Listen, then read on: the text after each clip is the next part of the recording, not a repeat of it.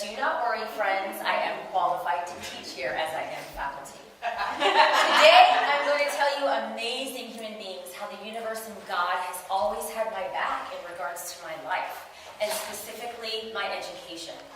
I haven't planned anything, but unbeknownst to me, the universe has, and I've always just somehow surrendered to it.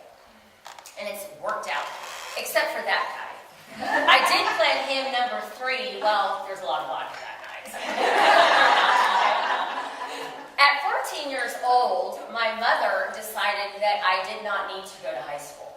My mother was a hippie, sort of a free spirit. And she didn't get a high school education, so she really didn't see the need for me to have one either. So she looked at me one day and said, "Michelle, I'm going to homeschool you." So I shrugged my shoulders, surrendered, and said, "Okay, Mom, no problem." Well, 6 months into homeschooling, she looked at me and said, "You're not a baby. You know how to read and write. You don't have to continue to do this." So once again, I shrugged my shoulders and said, "Okay." At 15, I took a test called the California High School Proficiency Test, which in the state of California is looked at as a diploma. Words out anywhere else. And so I just took it and passed it.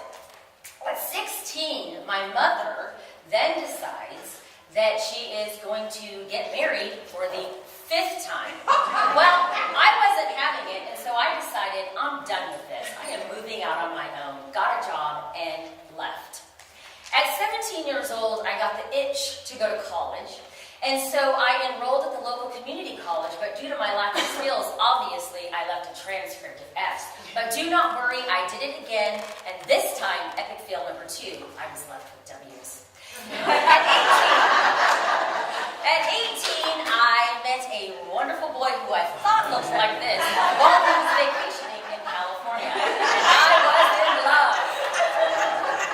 6 months later, I find myself in Arkansas, Farmington, Arkansas to be specific, living on a chicken farm with he and his family. I was the only brown person around for miles. It was wonderful. That's another story for another time.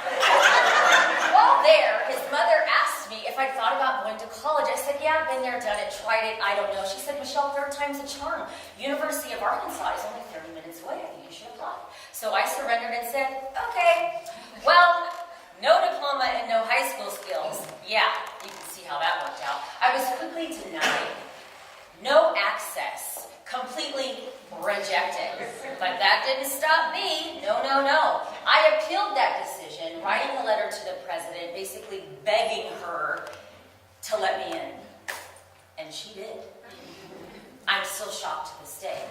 Conditionally, of course. And I barely met those conditions. Okay? Fast forward, I met a new boy and ended up staying there for 4 years and earning my BA degree. Once again, I was in love. However, things were going great until I hit a little bump in the road. Well, a big bump, actually, and I end up preggo. Well, we had to move to Washington to be closer to Granny so that she could help take care of the baby and so that he could graduate as he was younger than I'm younger. And so then we go. Well, I broke up with that boy, and during my sadness, I end up at the Edward R. Murrow School of Communication on campus, just moseying around, where I meet my new friend, Elsa Camacho, the department secretary, and she looks at me and she says, "Michelle, have you ever thought about getting a master's degree?" I said, "No." She said, "Well, you're a single mom, you have no money, and I can help you." I said, "Okay." And once again, I get in. And friends, here's the best part. It was free, a free education. I was stoked. Well, I fell in love again with another baby daddy, got pregnant, and this time engaged. He was the one. I loved him. And while I had to wait for him to graduate because, again, I was a cougar, I decided to start the PhD program, which I did because Elsa encouraged me to, and it was free, and so I did it. But I couldn't finish it because he graduated, we got married, and we moved, and so finally, I was a quitter. But I would like to give a shout out in conclusion to all of my exes, God and the universe for making me the strong, educated woman that I am. Without all of those unplanned pregnancies, failures, mom situations, I wouldn't be here today. So I'd like to leave you with this, friends. Once you make a decision, it's the universe's conspires to make it happen. It's always working out for you, even when you have no plan. It's all about the journey. One love.